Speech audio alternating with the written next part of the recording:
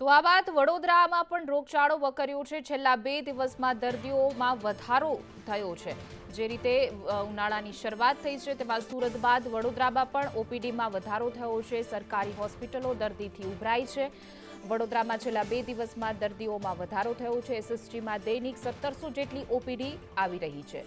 શંકાસ્પદ ડેન્ગ્યુના 137 જેટલા કેસ છે તે નોંધાયા છે। શંકાસ્પદ ડેન્ગ્યુના કેસ 167 કેસ નોંધાયા છે। તો છેલ્લા 2 દિવસમાં દર્દીઓમાં વધારો છે તે વડોદરામાં થયો છે।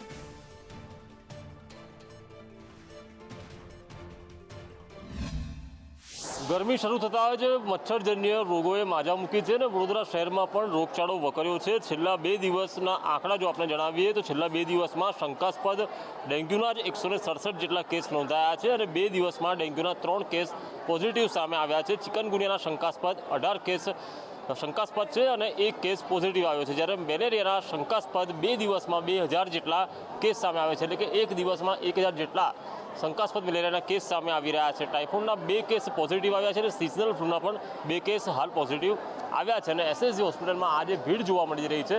ઓપીડીમાં દૈનિક 1500થી 1700 જેટલા કેસ નોંધાઈ રહ્યા છે, એટલે આ ભીડ જ બતાવે છે કે વડોદરા શહેરમાં રોગચાળો ક્યાંક વકર્યો છે અને મચ્છરજન્ય રોગોએ માજા મૂકી છે।